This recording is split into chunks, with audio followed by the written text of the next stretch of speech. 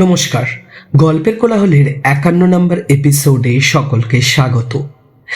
গল্পের কোলাহল কোনোদিনও বলে না যে আমাদের ঘটনাগুলি সত্যি বলে মানতেই হবে, কারণ আমাদের টিম সেটার সত্যতা যাচাই করে না। আমাদের কাছে যারা ঘটনা পাঠায় সেটা তাদের সাথে ঘটে যাওয়া ঘটনা। তোমরা শ্রোতারা কিভাবে সেটা গ্রহণ করবে সেটা তোমাদের ব্যক্তিগত বিষয়। আমাদের গল্পের কোলাহলের কাজ হলো তোমাদের কাছে শুধু এই ঘটনাগুলো পৌঁছানো। তোমরাও পাঠাতে পারো আমাদের নিজের জীবনের ঘটনা বা নিজের লেখা গল্প আমাদের মেল আইডিতে golperkolahol@gmail.com আর অবশ্যই একটু লাইক করে দিও। তোমাদের একটা ছোট্ট লাইক আমাদের চ্যানেলে আরও নতুন ঘটনা আনতে অনেক সাহায্য করবে। আজকে যে ঘটনাটা তোমাদের বলতে চলেছি সেটা আমাদের চ্যানেলের একজন সাবস্ক্রাইবার পাঠিয়েছে। তার নাম গোপন রাখতে বলেছে। এই ঘটনাটা যখন আমি নিজে পড়েছিলাম আমি খুব অবাক হয়েছিলাম। এতদিন ধরে নানা ধরনের ভৌতিক ঘটনা আমি শুনেছি যা একজন মানুষের জীবনে ঘটেছে, কিন্তু আজকের এপিসোডের ঘটনাটা একটা খুবই অদ্ভুত ঘটনা।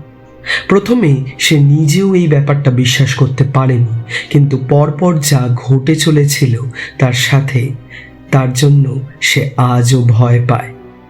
আজকের এই ঘটনাটা একটা অন্য ধরনের অভিজ্ঞতার কথা, যেটা সে আমায় যেমনভাবে লিখে পাঠিয়েছে আমি সেরকমটাই শোনাচ্ছি তোমাদের কাছে।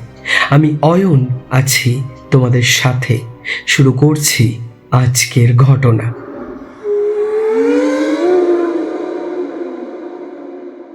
ঘটনাটা আমি যখন ক্লাস 9-এ পড়ি তখন ঘটেছিল আমার সাথে।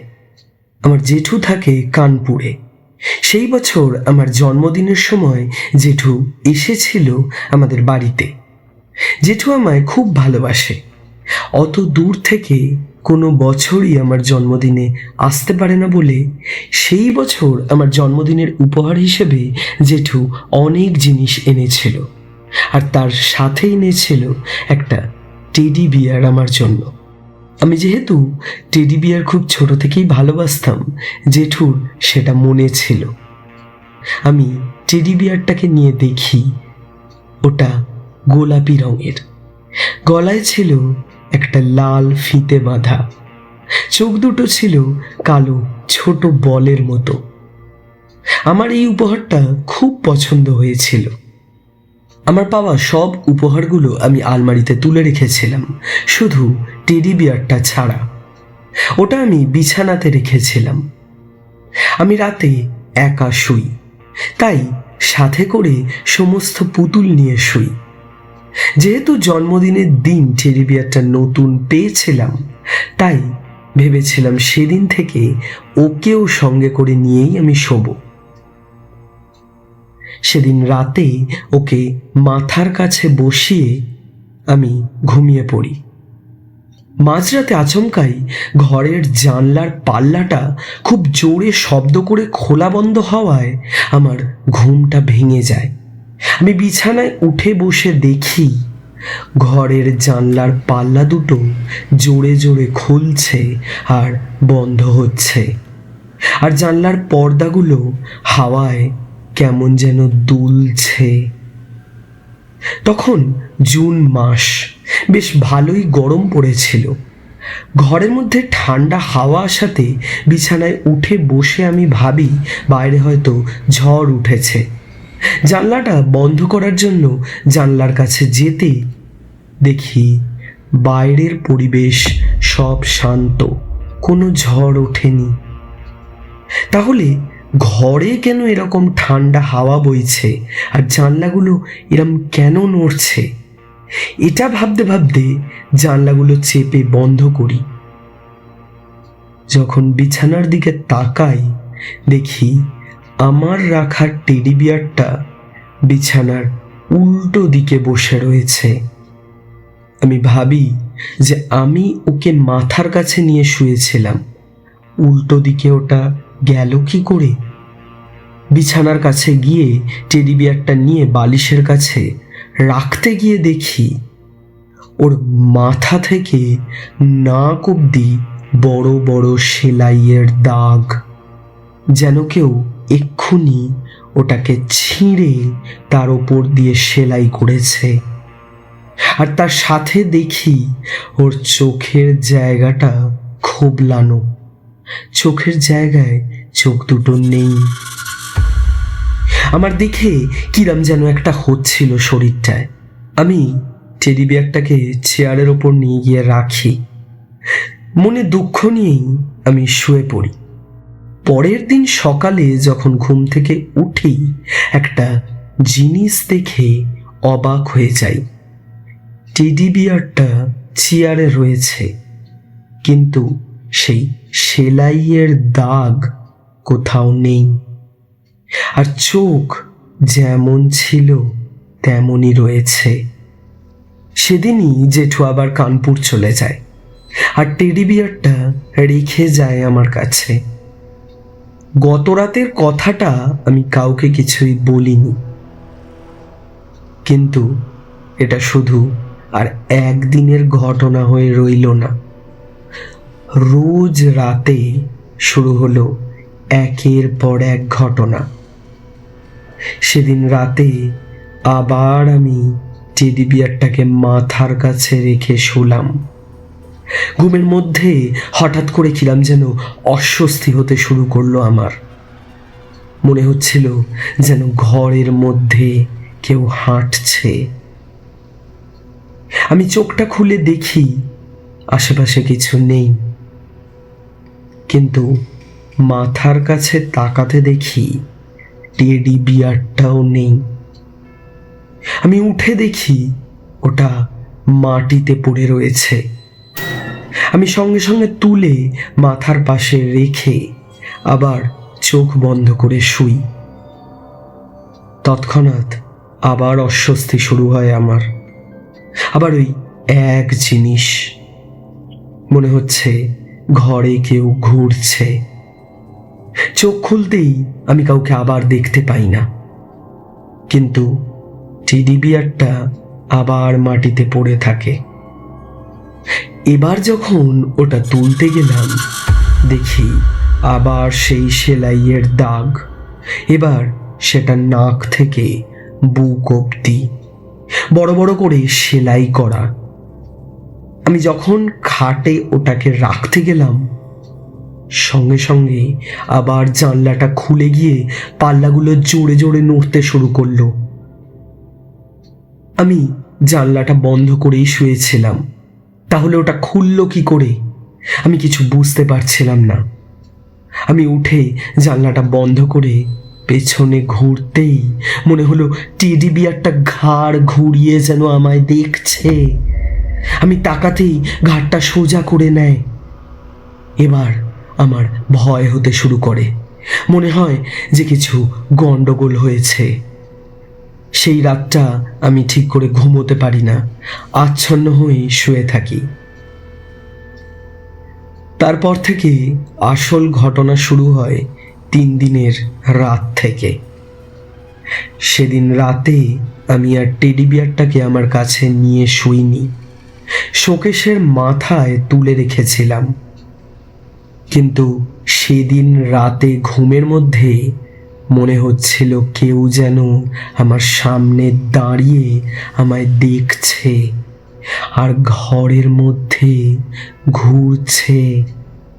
আমার পরিষ্কার মনে হচ্ছে কেউ যেন আমার সামনে দাঁড়িয়ে রয়েছে, আবার ছুটে ঘরের মধ্যে ঘুরে বেড়াচ্ছে। আমি চোখ খুলতেই দেখি আমার সেই টেডি বিয়ারটা ঠিক মানুষের মতো দাঁড়িয়ে রয়েছে আমার সামনে।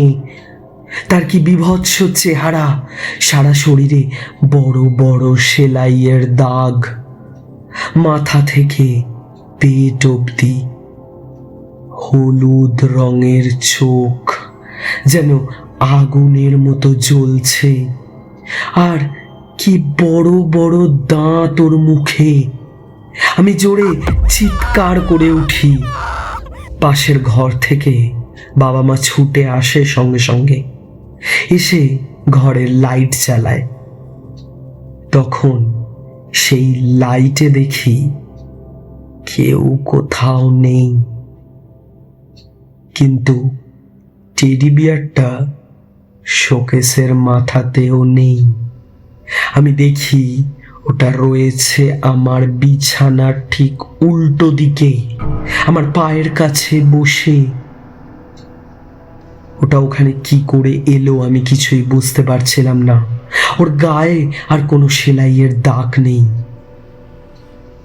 মা বাবাকে সব বলতে ওরা বলে নিশ্চয়ই আমার মনের ভুল, এসব আবার হয় নাকি। কিন্তু এটা সত্যি হচ্ছিল, না হলে শোকেসের মাথা থেকে ওটা খাটের ওপরে এলো কি করে। আমি এত ভয় পাচ্ছি দেখে আমার বাবা ওটাকে ঘরের বাইরের ডাইনিং রুমে নিয়ে গিয়ে রাখলো। সেদিন রাতটা ওইভাবেই কাটলো।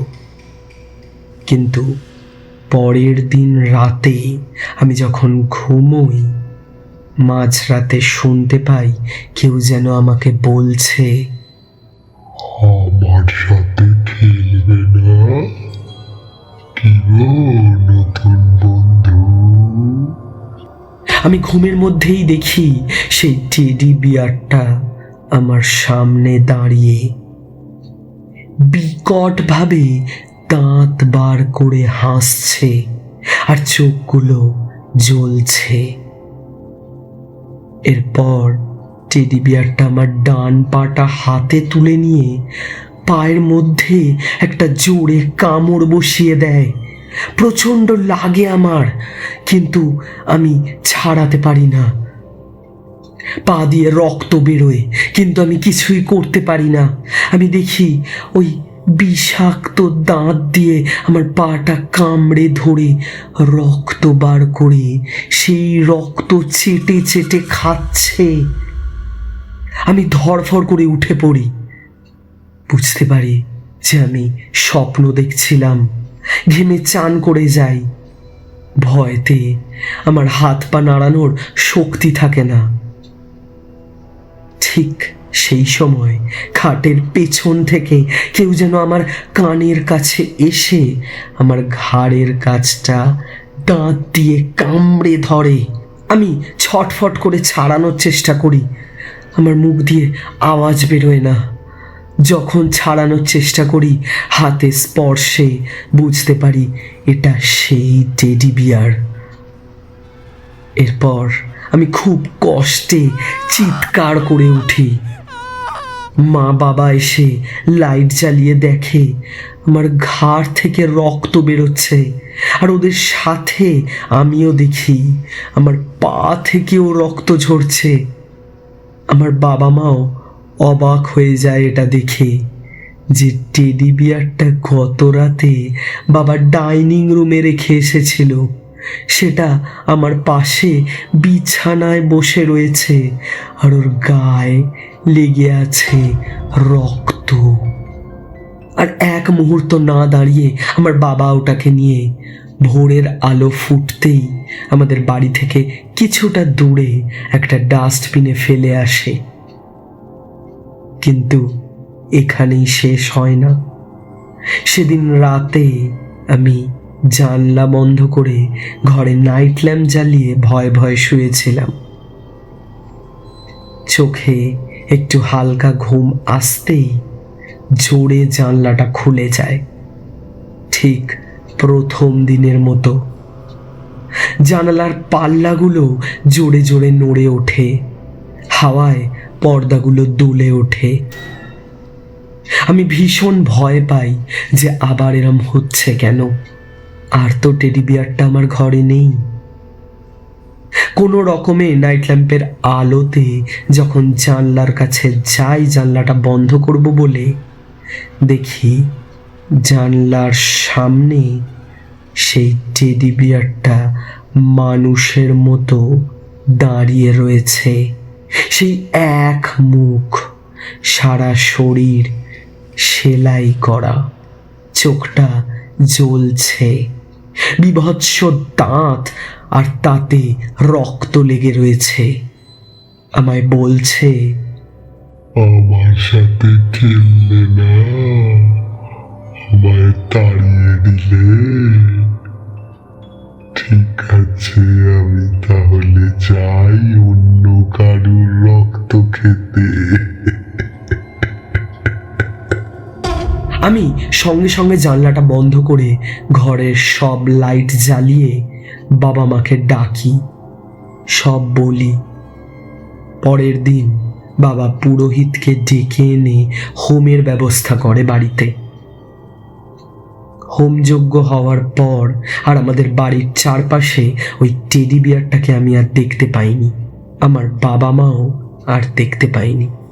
এই ঘটনাটা আমরা জেঠুকে জানাইনি, কিন্তু এরপর থেকে আমি আর কোনোদিনও টেডি বিয়ার নিয়ে খেলিনি।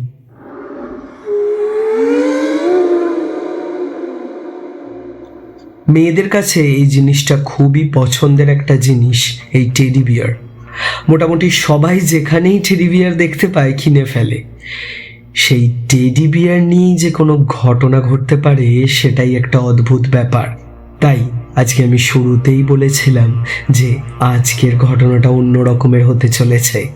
এই ঘটনাটা যার সাথে ঘটেছিল সেটা হয়তো কোনো অজানা কারণের জন্য ঘটেছিল, কিন্তু এই ঘটনা শোনার পর তোমরা কিন্তু টেডি বিয়ার কেনা আবার বন্ধ করে দিও না।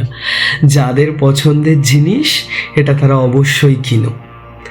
অসংখ্য ধন্যবাদ তোমাকে আমাদের চ্যানেলে ঘটনা পাঠানোর জন্য। শ্রোতারা, জানাও তোমাদের কেমন লাগলো আজকের এই ঘটনাটি কমেন্টে। লাইক শেয়ার করে একটু ভালোবাসা দিও। আর আমরা 500 সাবস্ক্রাইবারের অনেকটাই কাছাকাছি এসে গেছি, তাই সাবস্ক্রাইব করতে কিন্তু ভুলো না।